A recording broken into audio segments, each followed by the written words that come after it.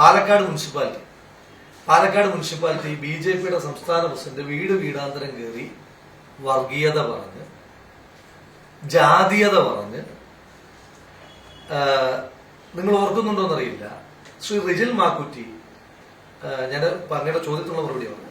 ശ്രീ റിജിൽ മാക്കുറ്റി കണ്ണൂരിൽ പശുവിനെ അറുത്തതുമായി ബന്ധപ്പെട്ടിട്ടുള്ള ഒരു വിവാദം ഉണ്ടായിരുന്നു. ആ വിവാദത്തിന്റെ വാർത്ത തിരുത്തി രാഹുൽ മാങ്കൂട്ടത്തിൽ നിന്നാക്കി ചില പ്രത്യേക കേന്ദ്രങ്ങളിൽ നോട്ടീസ് കൊടുത്തിട്ടുണ്ട്. തെരഞ്ഞെടുപ്പിനിടയിൽ പിന്നെ അതൊന്നും അല്ല ചർച്ച ചെയ്യപ്പെടണമെന്നുള്ളതുകൊണ്ട് ഞാനത് റേസ് ചെയ്യാതെ ഇപ്പോഴും റേസ് ചെയ്യാൻ ഉദ്ദേശിച്ചിരുന്നില്ല. ഇങ്ങനെ വർഗീയത പറഞ്ഞ പാലക്കാട് മുനിസിപ്പാലിറ്റിയിൽ ബി.ജെ.പിക്ക് എല്ലാ കാലവും ഫിക്സഡ് ഡിപ്പോസിറ്റ് ആയ പാലക്കാട് മുനിസിപ്പാലിറ്റിയിൽ 4000-ലധികം വോട്ടിന്റെ ഭൂരിപക്ഷം ഇല്ലേ? അപ്പൊ അത് നിങ്ങൾ പറയുന്നതുമായി ബന്ധപ്പെട്ട് നോക്കുമ്പോൾ അത് ബാലൻസ്ഡ് ആയി പോകും. ബി.ജെ.പിയുടെ സ്ഥാനാർത്ഥി മുനമ്പത്ത് പോയില്ലേ? മുനമ്പത്തെ ഇഷ്യൂ എന്താണ്?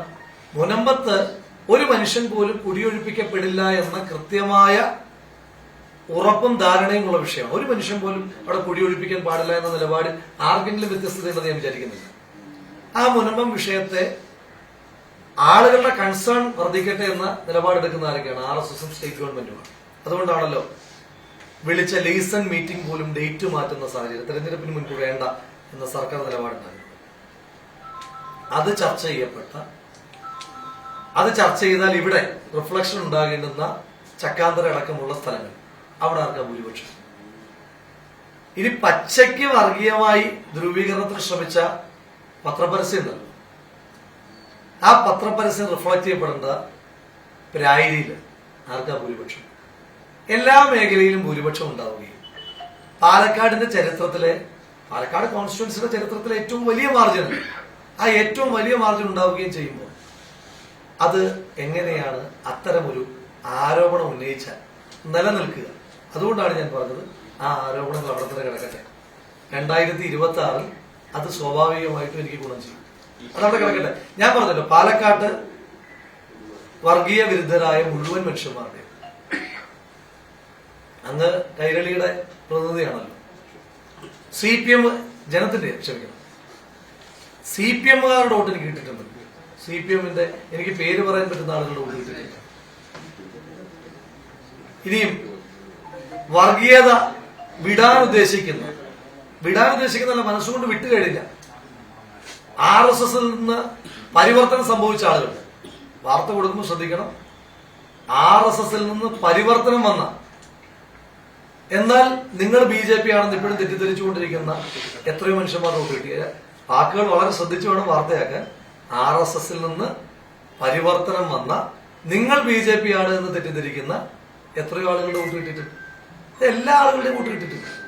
പാലക്കാടിന്റെ മതേതര മനസ്സിന്റെ വോട്ട് കിട്ടാതെ, ഞാൻ ചോദിച്ചോട്ടെ, UDFന്റെ മാത്രം വോട്ട് കൊണ്ട് 18,840 വോട്ടിന്റെ ഭൂരിപക്ഷം പാലക്കാട് സാധ്യമാണ്?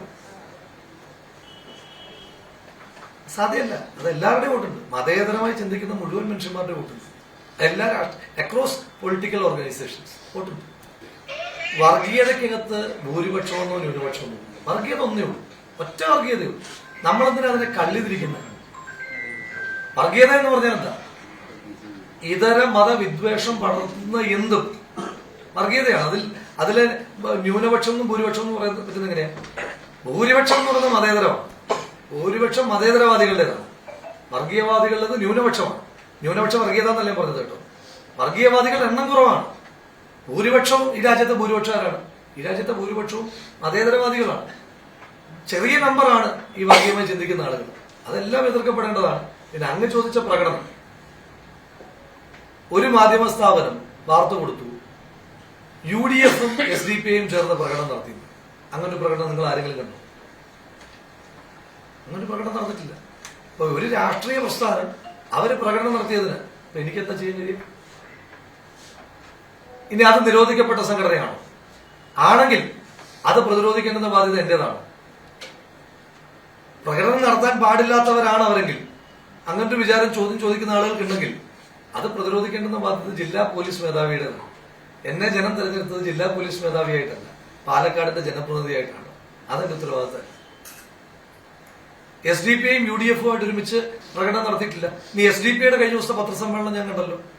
അവര് അങ്ങ് പറയുന്ന കാര്യങ്ങൾ ഉന്നയിക്കുമ്പോൾ പോലും UDF പിന്തുണ ആവശ്യപ്പെട്ടു എന്ന് അവർ പറയുന്നുണ്ടോ?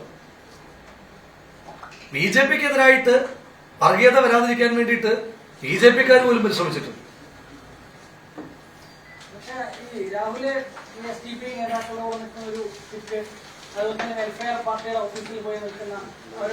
ഞാൻ കൃഷ്ണകുമാറിന്റെ കൂടെ ഇരിക്കുന്ന പിക്ചർ ഞാൻ തരാം.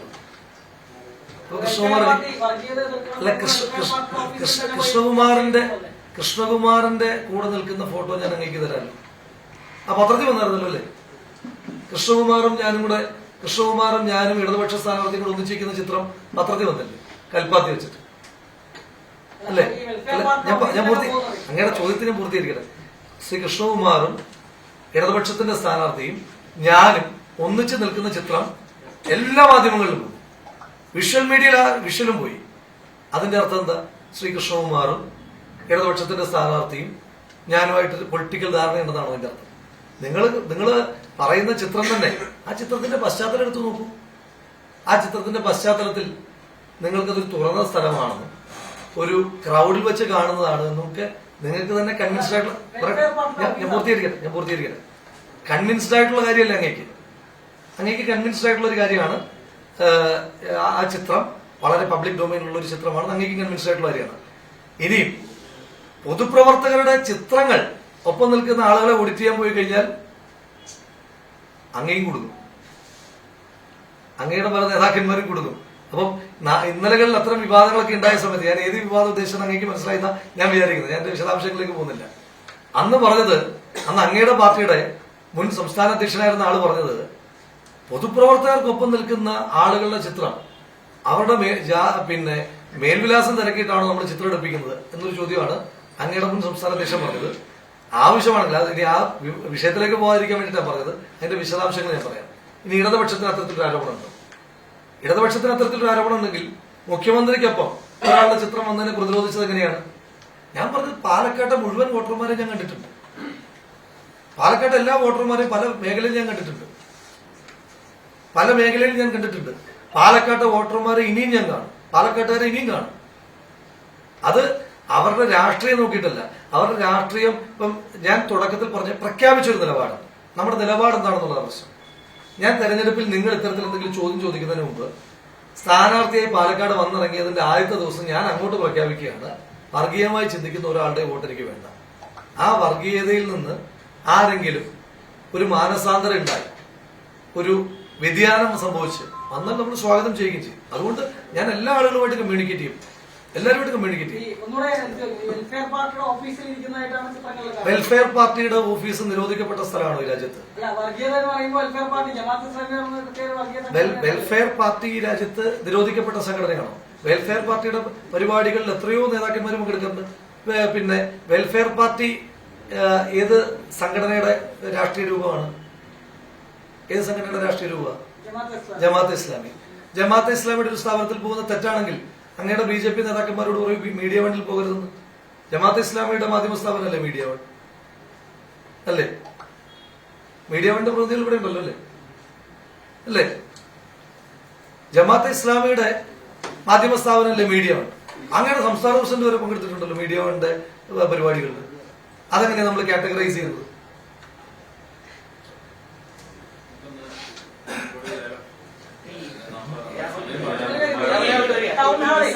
എന്ന് പറയുന്ന ഒരു കോൺഗ്രസ് പ്രവർത്തകൻ അല്ലെങ്കിൽ കോൺഗ്രസ് അനുഭാവി ഒരു മാധ്യമപ്രവർത്തകൻ അത് ശ്രദ്ധയിൽപ്പെട്ടിരുന്നു. അതും ശ്രദ്ധയിൽപ്പെട്ടു. അങ്ങയുടെ സ്ഥാപനം UDFും SDPയും ചേർന്നിട്ട് CPM ഓഫീസിലേക്ക് സംഘർഷമായി പോയി എന്ന് പറയുന്നതും ശ്രദ്ധയിൽപ്പെട്ടു. അതും ശ്രദ്ധയിൽപ്പെട്ടു. അതെങ്ങനെ ശരിയാകുന്നത്? UDF SDPയും തമ്മിൽ എന്തെങ്കിലും പൊളിറ്റിക്കൽ ധാരണയുണ്ടോ?